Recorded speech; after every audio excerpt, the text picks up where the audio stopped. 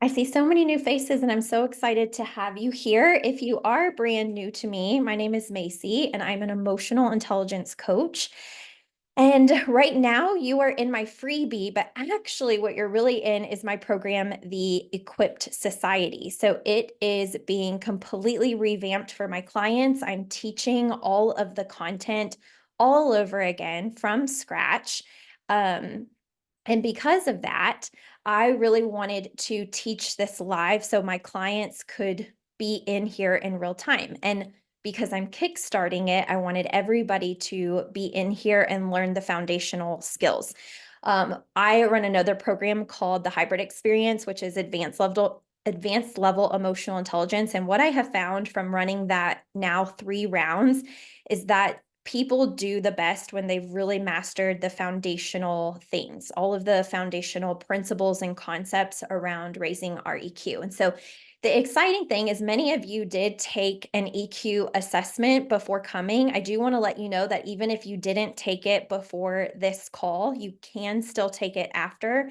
It's not required for you to participate the next 4 weeks, but it is a fun thing to have because we're going to be talking about skills that are directly related to your emotional intelligence assessment. So if you took it, you don't have to guess at what your actual scores are. You will get to see exactly how you're scoring in each of the things that I'm going to be teaching and coaching on. So it's a fun little tool to have. But if you don't want to take it, you probably know yourself well enough to know when you maybe need some extra help or when there's certain things you're wanting to improve upon in your life. If that, was not the case, you wouldn't have even signed up for this or be here. Okay. So, that being said, we are going to be talking about self-regard, which is your confidence and the way that you respect yourself. And the reason I wanted to kick off this live event with self-regard is because it is the skill on your EQ that matters the most. How you think about yourself, how confident you are within yourself dictates your score on that entire assessment. And so, really quickly, for those of you that did take it, on your total EI or total EQ, the max that you can get is 140 and the average is 100. So if you're looking at your own EQ score right now, you will get to see where you're doing well and where there's maybe areas where you'd like to improve upon. And do not use those scores to beat yourself up. They're just to give you awareness at what you're doing really well right now and where your emotions take over in your overall skills of how you handle certain situations.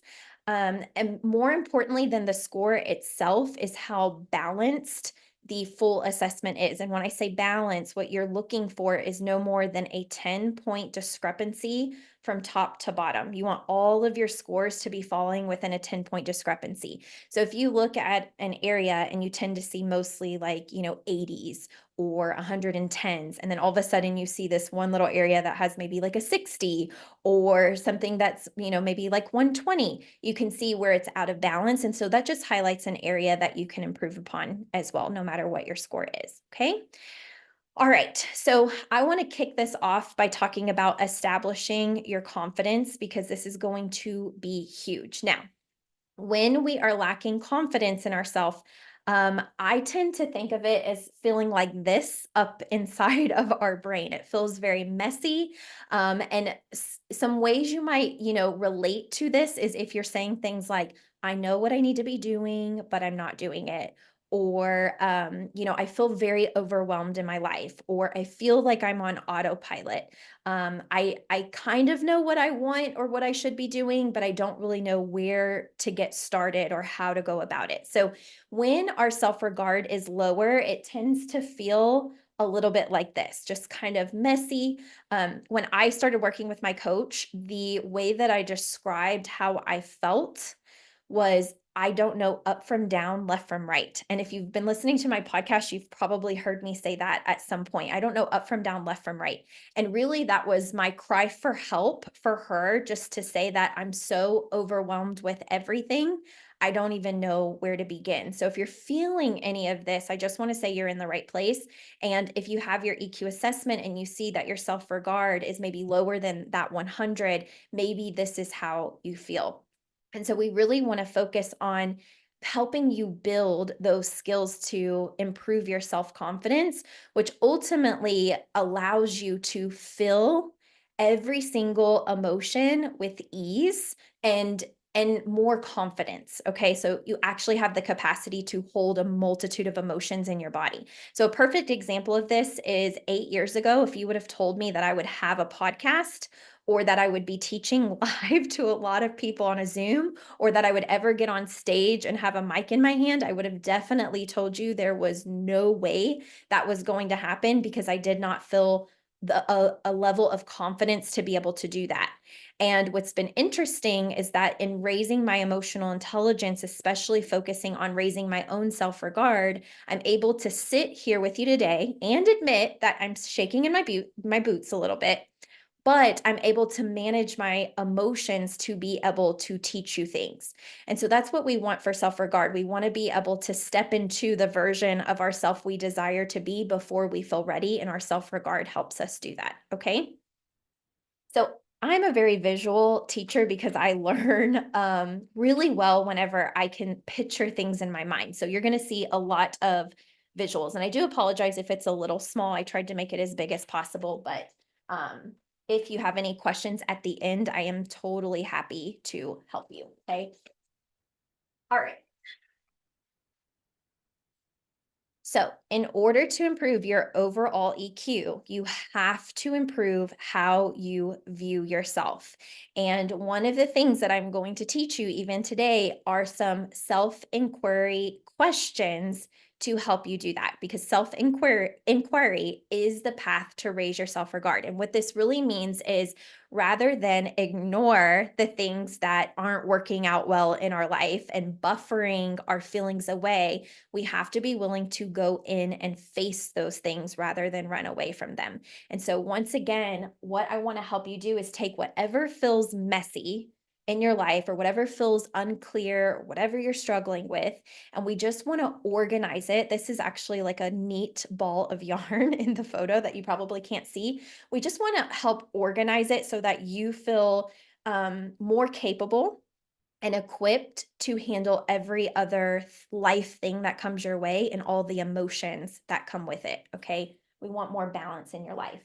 So, before I share with you the self inquiry kind of questions that we need to ask ourselves, I want to first talk about why we get in our own way and what this looks like from a visual perspective. And hopefully, my hope is that when you see this visual, maybe there's some of you, or maybe all of you, that see some of yourself in that visual, and that ultimately every single time you go to avoid the very work you know you need to be doing, that you imagine this visual in your mind and actually make changes. Okay, because this really helped me, and has helped me over the years. So you can laugh if you want to, but I'm going to explain all of this. Okay.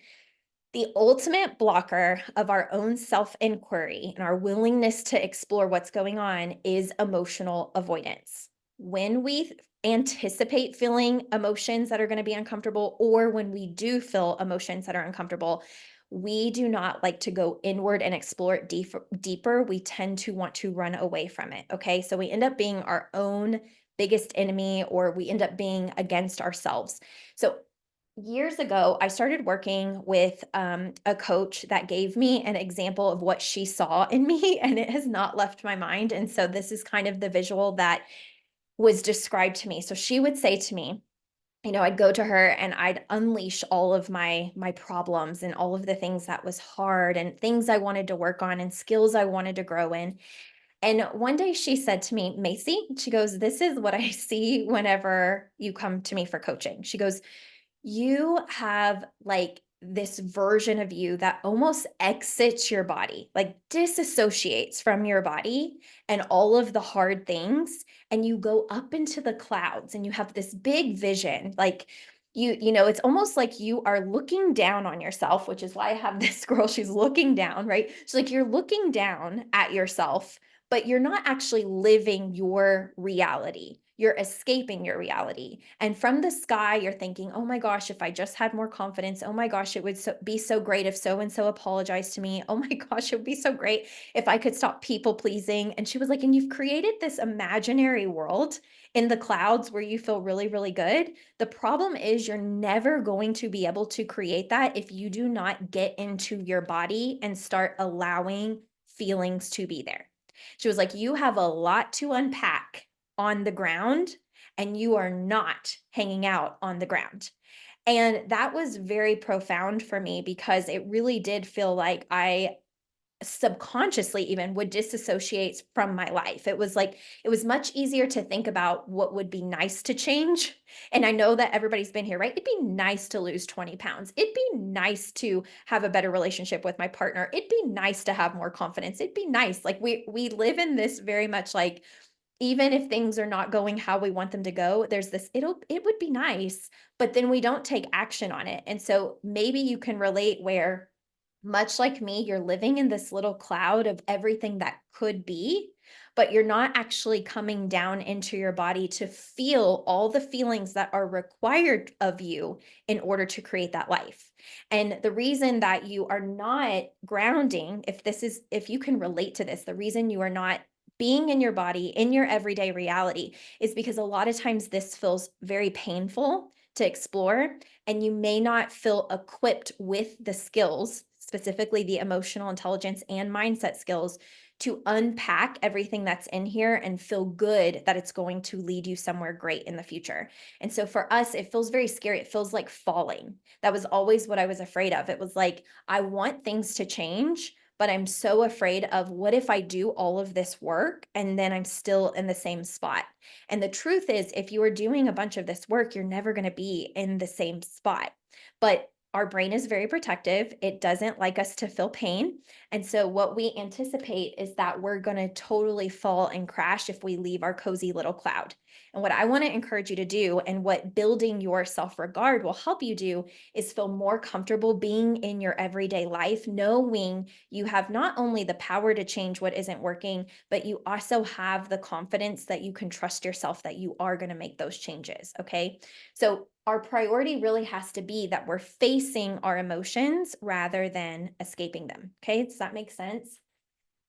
So I also want you to think about, if you resonated with any of this and you know you're doing this, just keep that in the back of your mind for when we get to the coaching part. Because if you feel stuck in this area, if there's certain things you know that you need to address that you're not addressing, those are perfect examples of what you can get some coaching on after as well. Okay.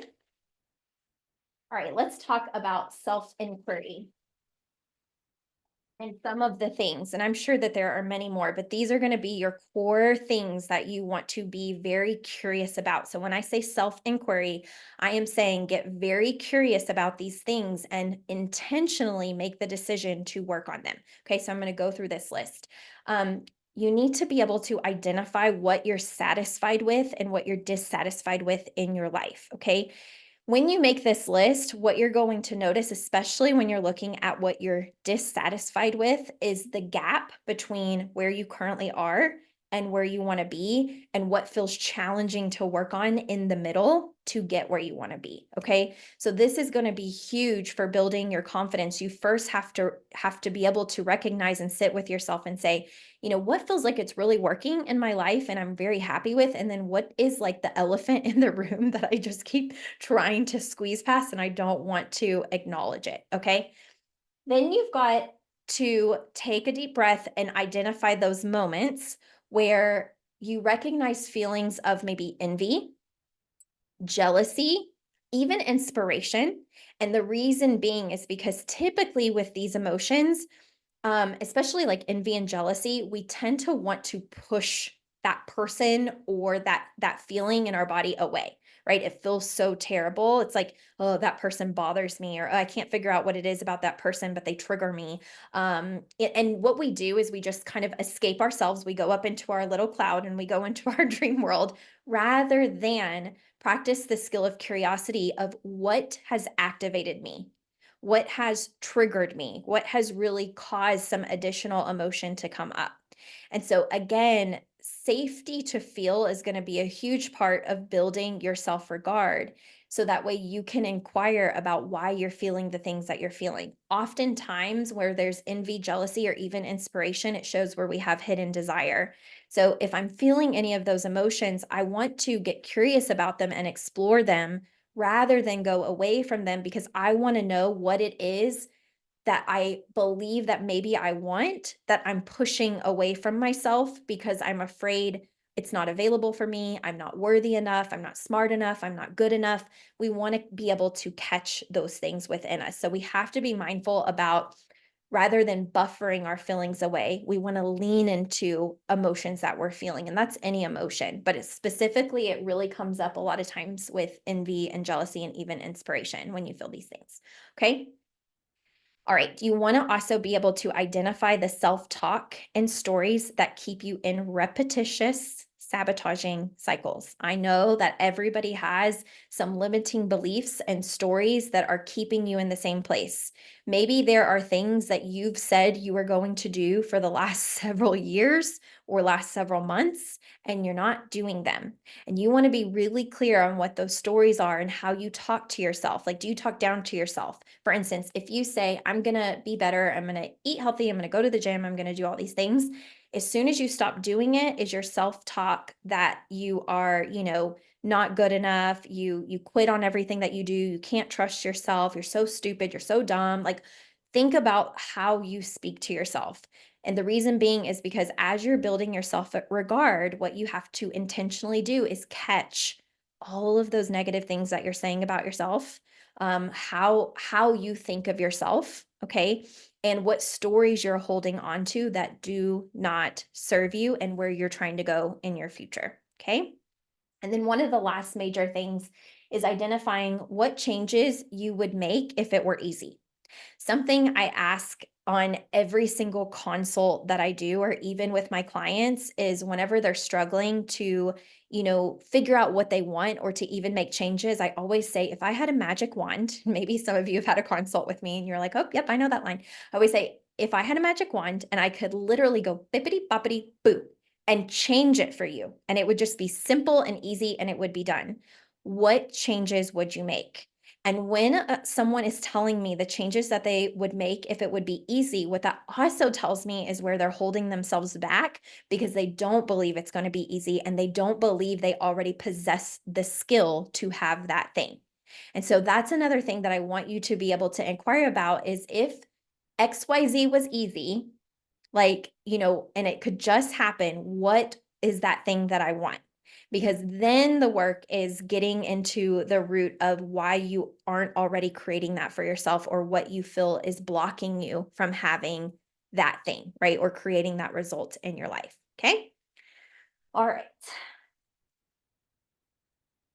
Another thing that I want to mention just really quick too about this messy, what feels like a messy brain, and just point out the level of intentionality that it takes to build self-regard, is that there is actually research on this. But now, if you are younger than 35, I don't know how many people are younger than 35 on this call, but if you are younger than 35, really, like, you are in a very beautiful position where your brain is extra malleable. Like, all our brains are malleable. We can all create new habits, we can make changes, and we can really work on improving what's not working. But if you're under 35, this is just a little bit easier. And the reason being is because things have not been solidified as much. So the way that I think about this is, if your brain's connections and how you talk to yourself were made up of yarn and they were all tied in knots together, it's going to be a pain in the ass to untie the things that are not working in your favor, right? But not impossible.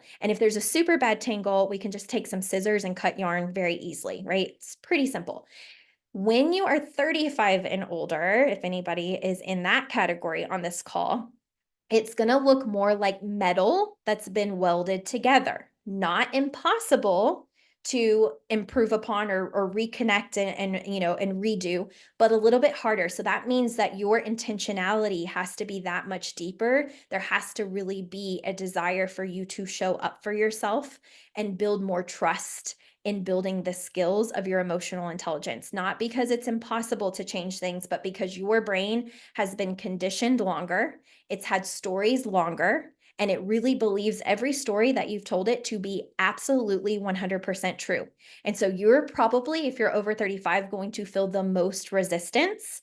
And just knowing that ahead of time, every time you feel resistance, again, rather than lean out, I want you to lean in, feel the resistance, and then do the hard thing. Okay. All right. Now, let's get to the last part of this, and then we will talk about coaching. So I just want to wrap this in a bow, okay? In building your self-regard. What you're going to come up against a lot of times is yourself. You're going to come up against yourself where your brain really, really wants to protect you. It's going to want to say, do not feel those feelings. Do not unpack all of the things we don't want to. Let's continue to buffer. Buffer can be, I don't want to feel that, so I'm going to drink some alcohol. I don't want to feel that, so I'm going to smoke a cigarette. I don't want to feel that, so I'm going to watch extra TV, be on social media. I'm going to go eat some snacks. I'm going to go shop on Amazon. I'm going to do all of these things so that I don't actually have to address what's happening within me. Now, if you are being intentional about raising your self-regard, if this is important to you, for you to do in your emotional intelligence, you have to be willing to come down and address everything that is in your boxes. And everything that's in your boxes is really made up of deciding to become who you desire to be and unbecoming what never aligned with you to begin with. So you have to think, with all of the decades of things that we have carried with us, we're carrying sometimes beliefs of our parents, beliefs of our caregivers. We are carrying things like, this is who I've needed to be in order to receive the love I've wanted to receive. Like, there's a lot in our boxes, okay? So it makes sense of why our brain is so protective and is like, don't go there. We do not want, no, thank you. The intentionality is being and creating enough safety in your body to be willing to explore what's in those boxes for the sake of what is available to you, the possibility available to you in your future. And I can tell you, when you work on yourself, you open up the door to so many possibilities. And in doing that, really what it does is it takes what feels like this messy ball of yarn or string, and we just start organizing it. Okay, we start pulling out what's working, what's not working, what are we wanting to do differently. We start organizing it so that way you feel well equipped to once again handle any scenario in your life and actually feel like you have control of your nervous system when emotions are present, specifically emotions that make you feel uneasy or on edge. Okay. And in doing this work, what you're doing is you're laying a very strong foundation for you to build additional skills on. And so part of the reason why I even decided to teach all of these concepts live to the women that are in my Equip Society program is because in running the hybrid experience for 3 rounds, what I found is when someone has a really good understanding of the foundational concepts and they enter that room, they don't feel as shaky, okay? It's kind of like the difference between having a very strong foundation and then building up, or starting like the building, the building kind of wavering because the foundation wasn't built strong enough. So I wanted to make sure that everyone was able to equip themselves with a very strong foundational skill set to help them as you raise your EQ, because it can be simple, but it's also sometimes not, it doesn't always feel like a walk in the park, right? Because you're going to be unpacking things that are unique to you and things that feel challenging to you. Okay. So what I want you to think about is any area where you could really use some coaching, where you're struggling. Are you living in the little metaphorical cloud? Are you actually like living in your reality? What is happening in your mind? Take a few minutes to think about that. I'm going to turn it back to that little cloud page. And then if you want to just raise your hand or wave at me, if you would like coaching, and we will go from there. Okay. And in the meantime, I'm actually going to stop recording.